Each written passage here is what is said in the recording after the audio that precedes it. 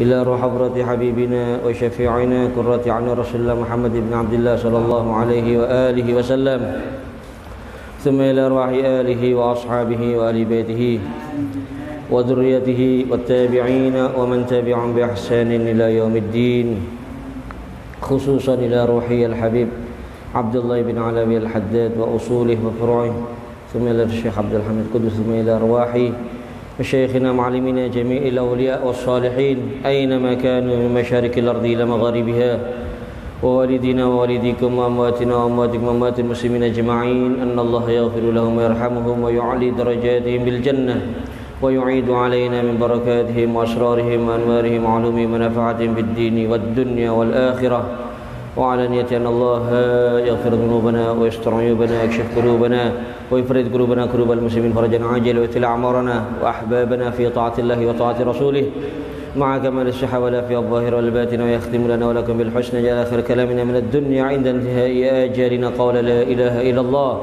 ألا ديني على كل نية صالحة جامعة لخيرات الدنيا والآخرة، وعلى ما نوى مشايخنا وإلى حضرة النبي المصطفى محمد صلى الله عليه وآله وسلم. الفاتحة.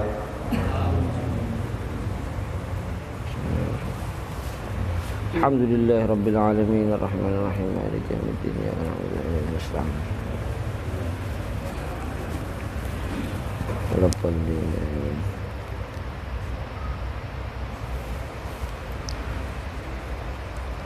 السلام عليكم ورحمة الله وبركاته.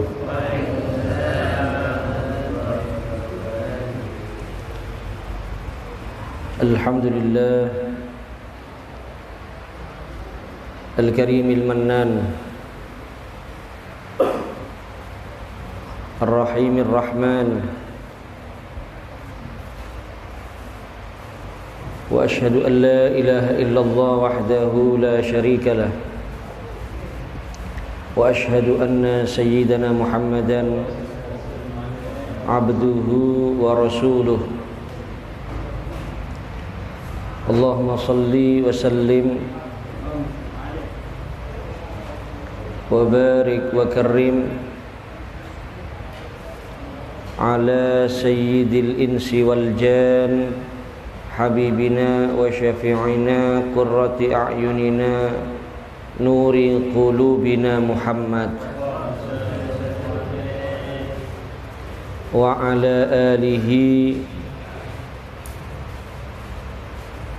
وأصحابه والتابعين ومن تبعهم بإحسان من يومنا هذا إلى ممر الأيام والشهور والأعوام والأزمان، أما بعد. رب اشرح لي صدري ويسر لي أمري واحلل عقدة من لساني يفقه قولي.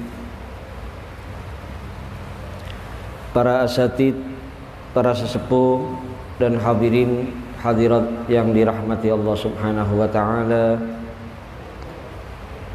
Alhamdulillah, pertama-tama marilah kita panjatkan rasa syukur kehadirat Allah Subhanahu wa taala. Di malam hari ini kita bersama-sama kembali dipertemukan,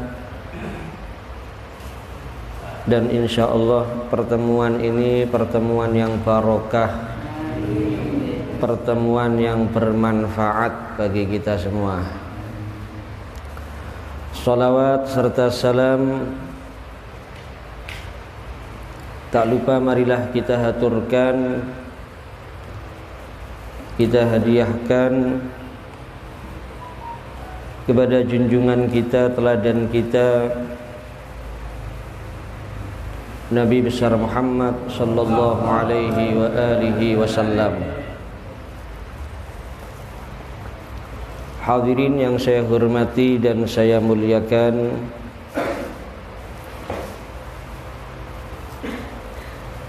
melanjutkan pembahasan mengenai bagaimana kita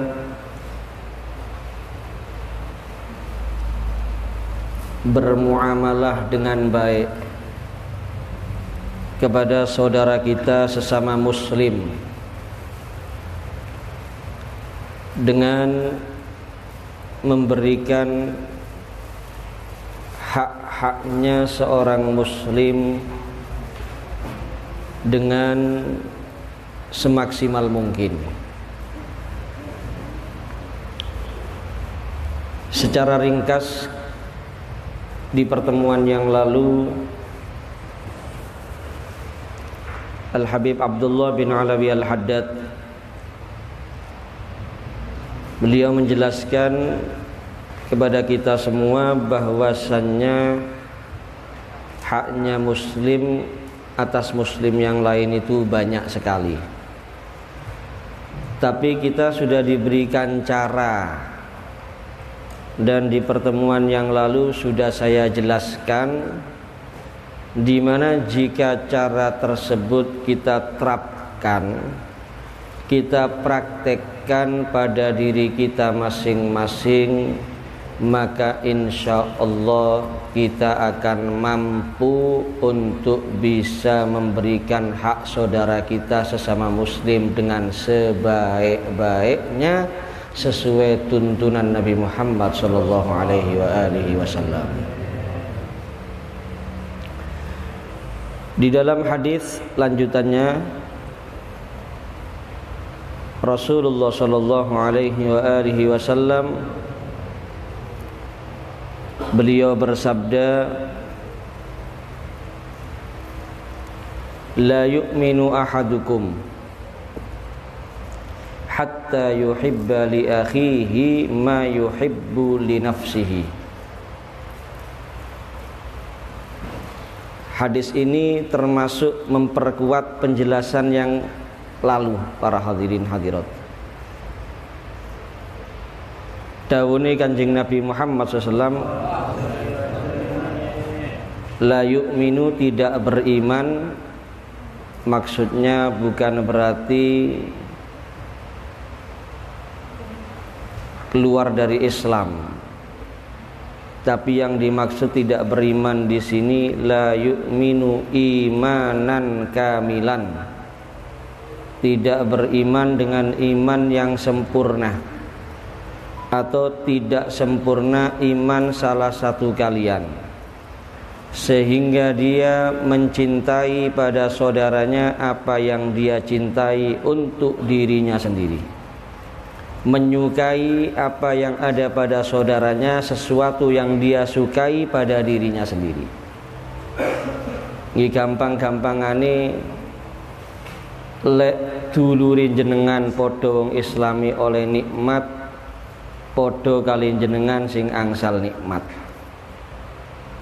Lek dulure sampean padha wong islami bunga, panjenengan nggih melok bunga.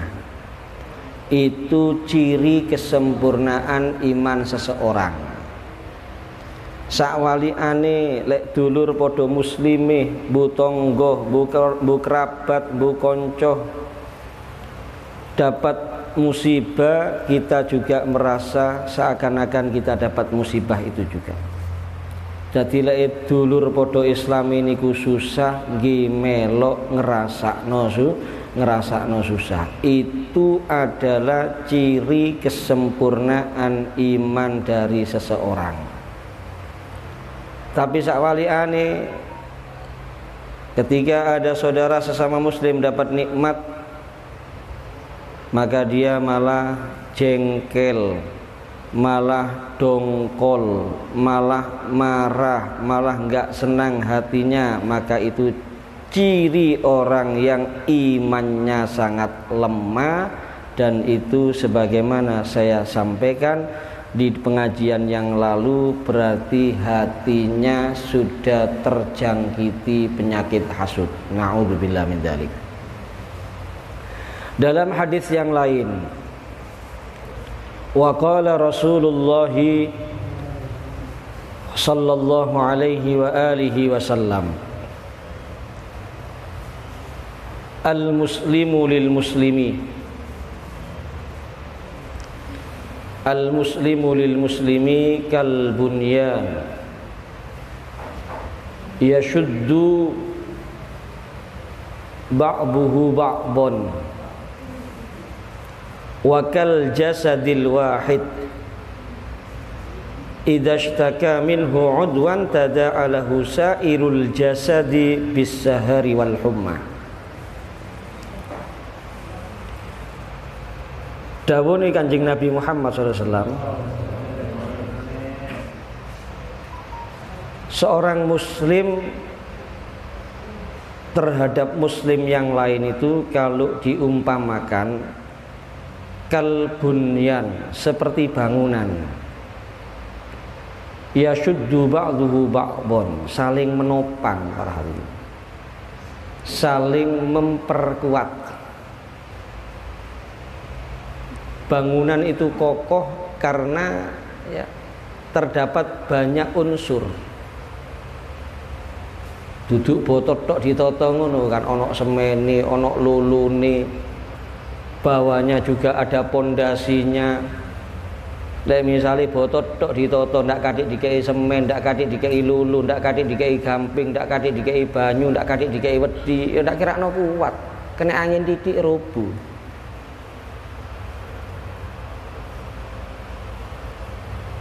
Orang muslim itu seharusnya seperti itu para hadirin. Saling bahu membahu, saling bantu membantu, saling perhatian, saling peduli. Ngoten mestine. Sing sugih merhatekno sing gak duwe.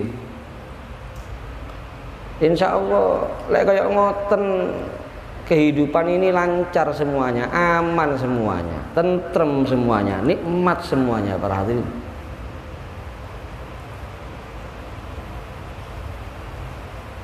Sing gak ada ilmu, perhatian kali sing boten gak ada ilmu. Tapi faktanya zaman sekarang gak seperti itu para hadirin. Kadang-kadang umat Islam ini duduk saling bersatu, malah saling berpecah belah. Umat Islami kadang-kadang malah bengkerengan karepe dhewe, ilok-ilokan karepe dhewe, saling hina, saling caci maki, sehingga akhirnya jauh dari rahmatnya Allah, jauh dari pertolongannya Allah. Krono enten riwayat al-furqatu adzabun. Perpecahan itu adalah menyebabkan azab yang datang dari Allah Subhanahu wa ta'ala. Oleh karena itu hendaknya umat Islam ini saling bersatu, saling perhatian satu sama lain. Ya khususnya kalau zaman sekarang itu yang punya kelebihan rizki niku monggo hendaknya betul-betul perhatian kepada saudara-saudaranya muslimin muslimat yang dalam kesulitan ekonomi. Napa maneh keadaane kaya ngeten iki para hadirin. Karena mohon maaf kalau kita tidak peduli para hadirin. Bukan tidak sedikit, akhirnya mereka saudara-saudara kita yang ekonominya lemah, mereka dimasuki oleh orang-orang di luar Islam, khususnya sing daerah-daerah terpencil ini. Niku kata sing dadi sasarane misionaris. Karena wong Islami ndak ono sing perhatian, pokoknya aku enak, aku seneng, aku sugih, aku lancar, wis gak urusan wis. Sing liyane kate soro uripe gak ero wis, gak melo-melo.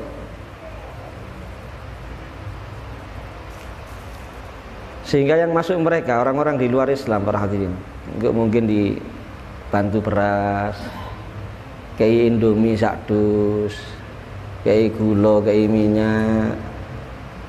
Karena keseringan dibantu, suwe-suwe akhirnya titik-titik ditarik, pelan-pelan ditarik, sehingga akhirnya nggak sedikit menjual Islamnya, ya, akhirnya keluar dari Islam. Itu banyak terjadi para hadirin. Oleh karena itu mari kita berusaha ketika kita diberikan oleh Allah kelancaran dan kemudahan rezeki, monggo diperhatikan saudara kita sesama muslim yang dalam keadaan kesulitan, khususipun familine jenengan. Sampean lancar rezeki ini, duwe adik miskin melarat, ojo dicarno. Ojo dicarno. Duwe Pak Le utawa duwe bule, Pak D, Bude dalam kesulitan ekonomi, monggo diperhatikan. Karena yang jelas kalau nggak kita gunakan untuk itu, harta kita ini nggak ada manfaatnya nanti para hadirin. Lek pecah mboten enten sing digawa, sepeser pun nggak kita bawa para hadirin. Kita tinggalkan semua. Makanya heran kadang-kadang ono uang niku di ATM duwe miliatan, duwe triliunan, kate gawe opo? Kalau digunakan untuk bersedekah, diinfakkan di jalan Allah Subhanahu wa taala, dipastikan itu akan bermanfaat bagi dia dunia sampai akhirat para hadirin. Jadi muslim terhadap muslim yang lain itu diumpamakan seperti bangunan, saling menopang, saling memperkuat. Juga diumpamakan oleh Rasulullah SAW wakal jasadil wahid. Wakal jasadil wahid, seperti satu jasad, satu badan. Idashtaka minhu udwan, kalau ada satu saja anggota badan yang mengeluh, maka akan menjalar, ya, tidak bisa tidur, kemudian badan panas itu akan menjalar ke seluruh tubuh. Seperti itu hendaknya sifatnya orang muslim. Jadi muslim dengan muslim yang lain itu semuanya diumpamakan satu jasad. Badan ini satu, kalau anggota badannya satu saja ada yang merasa sakit, wis gampang-gampangane loro untu. Sing loro untune tok situ, tapi saawak melok loro, gak iso turu, greges, ngelu. Orang Islam seharusnya seperti itu.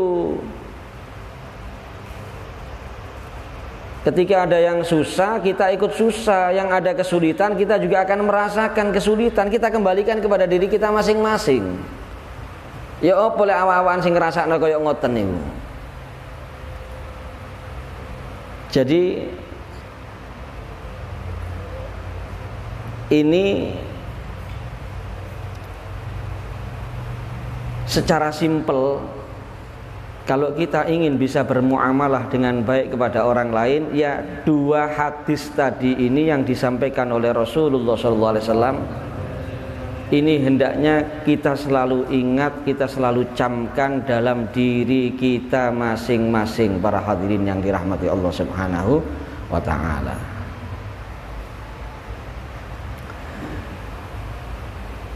Wa qala Yahya bin Mu'ad rahimahullah, berkata Yahya bin Mu'ad rahimahullah, idza lam tastati'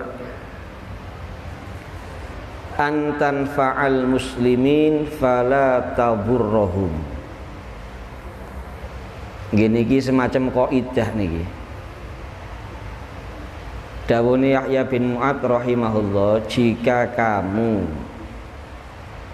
tidak bisa memberikan manfaat kepada orang muslim yang lain, maka jangan membahayakan mereka.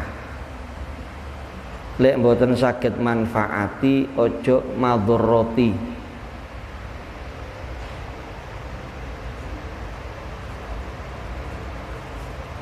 Wa idza lam tastati an tasurruhum fala tasuhum. Kalau enggak bisa membahagiakan mereka, maka jangan kamu itu menyusahkan mereka. Dadi lek gak iso gawe tiyang lintu niku bunga senyum, ya ojo gawe nangis. Ojo gawe susah nang wong liya. Fa idza lam tastati' an tufarrihahum fala taghummahum. Kalau enggak bisa menggembirakan mereka, maka jangan nyumpekkan mereka. Lek gak iso menggembirakan, ojo gawe sumpek wong liya. Niki kaidah saking sinten? Yahya bin Mu'ad rahimahullah. Terakhir beliau menyatakan wa idza lam tastati an tamdahahum fala tadhummahum. Kalau kamu enggak bisa muji orang lain, gak iso ngelem, ya paling ndak jangan mencelah orang lain. Jadi monggo dieling-eling niki papat niki. Nomor setunggal, lek mboten saged maringi manfaat, jangan membuat madharat kepada orang lain. Lek iso dadi wong manfaat nggih luwih sae. Khairun nas anfa'uhum linnas. Paling baiknya manusia itu yang paling manfaat untuk orang lain. Manfaat dengan apapun sudah semampu kita. Niku sae lek saged. Tapi kalau nggak bisa manfaat, ya jangan madharat untuk orang lain. Nomor 2, kalau nggak bisa antasurrohum, ya berbuat baik maksudnya kepada mereka. Fala tasuhum, jangan berbuat jelek kepada mereka. Kalau nggak bisa menggembirakan mereka, maka jangan membuat susah mereka. Terakhir, jika kamu tidak bisa memuji mereka, maka jangan mencaci mereka. Bahkan kalau kita lihat mereka para aulia wassalihin, walaupun kadang-kadang dicaci maki karena neladani Kanjeng Nabi Muhammad SAW, diperlakukan dengan tidak baik, tetap mereka itu tidak membalas dengan yang tidak baik. Panjenengan ini sekarang berada di penghujung bulan Dzulhijjah. Sebentar lagi masuk bulan Muharram. Bulan Muharram niku berarti tahun baru Hijriyah. Ngiling-ngiling hijrone Kanjeng Nabi Muhammad SAW. Lho Kanjeng Nabi niki sakderenge hijrah teng Madinah, para hadirin, sempat hijrah teng Thaif. Hijrah teng Thaif Kanjeng Nabi. Yang mendampingi beliau sahabat Zaid bin Harithah radhiyallahu anhu. Loh, ketika hijrah ke Thaif, bukan dihormati, bukan dimuliakan Nabi Muhammad SAW. Kanjeng Nabi berjuangnya itu berat, masih tantangannya banyak para hadirin. Siji kali sak mangkin iki nggih. Lek sakniki berjuang nyampekno ilmune Kanjeng Nabi, nyampekno ajarane Kanjeng Nabi, dadi ustaz, dadi mubaligh, terus terang karyane tok pun. Kalau ada rintangan nggak berarti kalau sekarang. Makanya zaman mungkin itu arang-arang, ustadz kurus niku arang-arang, rata-rata lembu-lembu, lancar soalnya ini. Lek Kanjeng Nabi masya Allah luar biasa, gangguannya banyak para hadirin. Kita termasuk salah satu gale tepak teng Thaif nih. Teng Thaif niku ngejak tiang Thaif nyembah Gusti Allah, mengenalkan Islam kepada mereka. Ketika masuk Thaif ya bukan diciumi tangannya Nabi Muhammad, bukan disiapkan makanan yang lezat, minuman yang lezat, bukan. Ya, bukan disambut hangat, diusir Kanjeng Nabi, diusir, dilempari batu. Perempuan-perempuan, anak-anak kecil semuanya ikut melempari batu Nabi Muhammad SAW. Sehingga Allah murka. Ini kekasihnya Allah, ini diperlakukan seperti itu. Allah murka. Allah ngutus malaikat Jibril bersama malaikat penjaga gunung. Karena memang Taif itu di tengah-tengah di antara dua gunung besar, Al-Ahsyabain, Diapit. Taif itu di tengah-tengahnya. Malaikat Jibril menawarkan kepada Nabi, ini saya bawa malaikat penjaga gunung, in syi'ta an adbiqa alaihim al-akhsyabain. Jika engkau berkenan wahai Muhammad, ini orang-orang Taif yang tidak beradab, tidak berakhlak kepadamu, akan kami gencet dengan dua gunung besar yang ada di Taif ini supaya semuanya binasa. Tapi gimana akhlak mulianya Nabi Muhammad SAW? Jadi Nabi itu nggak pernah membuat madharat kepada orang lain, nggak pernah, para hadirin. Nyusahkan orang lain itu nggak pernah Nabi Muhammad. Yang terjadi sebaliknya, selalu bermanfaat kepada orang lain, nggak pernah berbuat jelek kepada orang lain, nggak pernah itu Nabi Muhammad. Diperlakukan jelek pun balasannya beliau kebaikan. Kalau ada orang yang bisa seperti itu orang istimewa. Itu orang istimewa. Jadi orang istimewa itu bukan cuma sekedar banyak sholat, banyak baca Quran, banyak zikir, tapi dia bisa bermuamalah dengan baik kepada orang lain. Itu juga tolak ukurnya. Khiyarukum khiyarukum ahasinukum akhlaqo. Yang terbaik di antara kalian yang paling baik akhlaknya. Kanjeng Nabi ditawari kayak ngoten.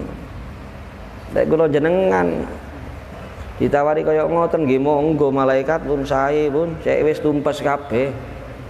Kanjeng Nabi mboten, hadirin hadirat. Beliau malah menyatakan la, tidak, aku enggak berkenan. Bal arju ayyukhrijallahu min aslabihim may ya'budullaha wahda wa la yusyriku bihi syai'a. Bahkan aku berharap semoga Allah mengeluarkan dari tulang sulbi mereka keturunan-keturunan yang mau menyembah Allah yang Maha Esa dan tidak menyekutukan Allah. Sampeyan tinggal ini, mari dibalangi waktu lho sampai gelocoran getih Kanjeng Nabi. Teng sebagian riwayat niku sampai pingsan 3 kali dari banyaknya darah yang keluar. Nggak ada kesempatan bales, mboten purun bales Kanjeng Nabi. Malah didongakno sae. Didongakno lek sakniki wong tuane mboten iman, mudah-mudahan anak turunane sing iman dumateng Gusti Allah. Nggih terkabul dongane Kanjeng Nabi. Akhirnya dari turunan orang-orang Taif mereka beriman kepada Allah dan beriman kepada Nabi Muhammad sallallahu alaihi wasallam. Oleh karena itu mari kita berlatih yang seperti ini para hadirin. Ya paling tidak tadi itu sudah. Hidup ini jangan pernah kita ini mengganggu orang lain. Jangan pernah menyakiti orang lain. Jangan pernah menyusahkan orang lain. Jangan pernah mendolimi orang lain. Kalau kita nggak bisa membahagiakan mereka, kalau kita nggak bisa manfaat untuk mereka, kalau kita nggak bisa menyenangkan mereka, kalau kita nggak bisa berbuat baik untuk mereka, niku minimal.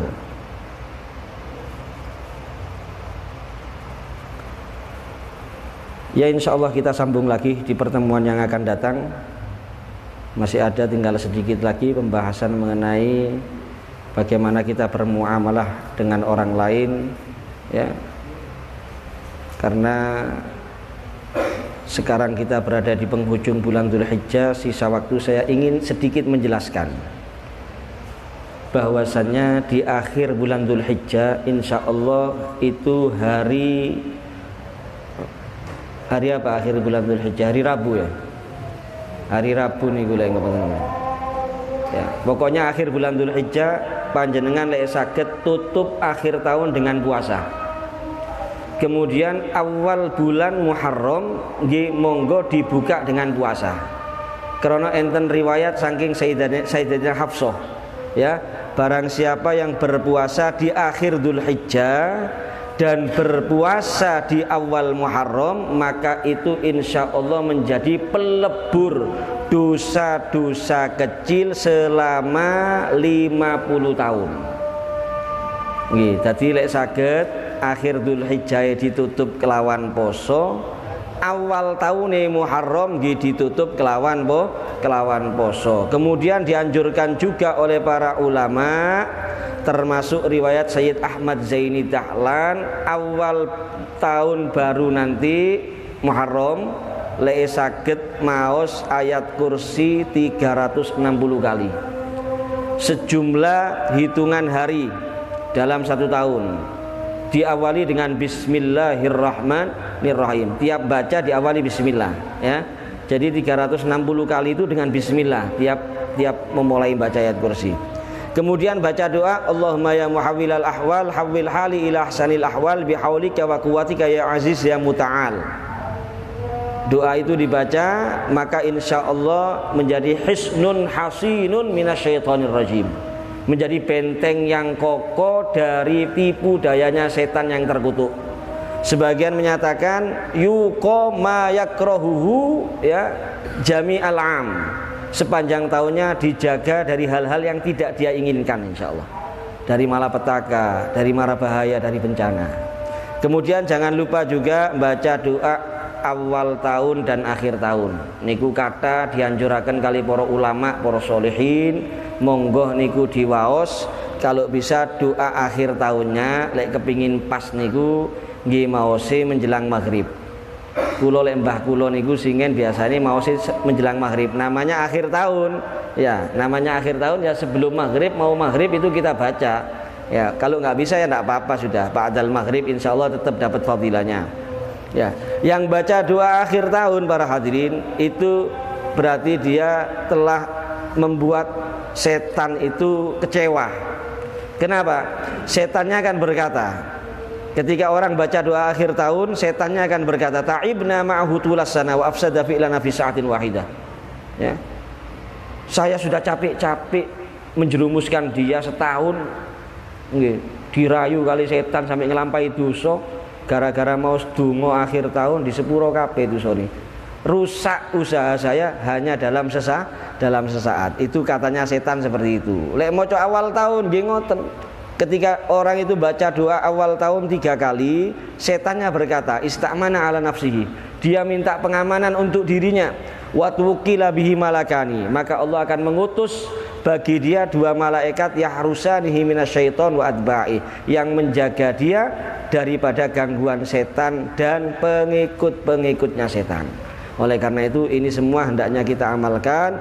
Insya Allah di pertemuan yang akan datang kita lanjut pembacaan kitab ini sekaligus menjelaskan hal-hal yang berkaitan dengan hari Asyura atau 10 Muharram. Ini saja, kurang lebihnya mohon maaf, mudah-mudahan manfaat. Amin ya rabbal alamin. Ada permintaan barokah Fatihah untuk jamaah pengajian yang sakit, yaitu Bapak Misdar, Bapak Kartono dan Bapak Mun'im. Annallaha yashfihim wa yu'afihim wa yarzuqhum kamala sihha wal afiyah adh-dhahirah batina. Allahumma ya syafi ishfihim anta syafi wa afihim antal mu'afi ala hadhihi wa ala kulli niyyah salihah wa ila hadratin nabil mustafa Muhammad sallallahu alaihi wasallam. Al-Fatihah.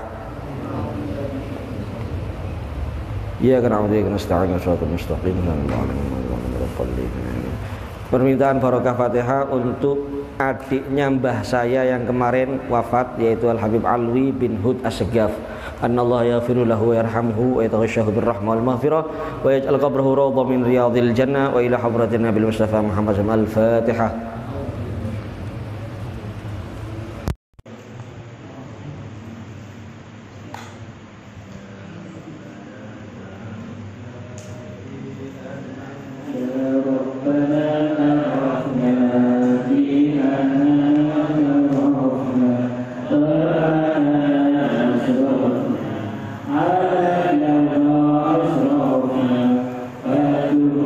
علينا توبة تغفر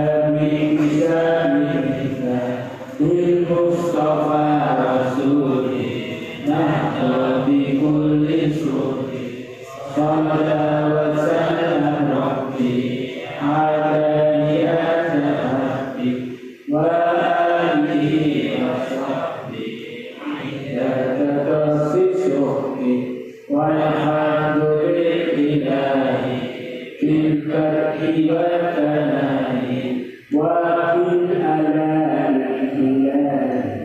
والتكبير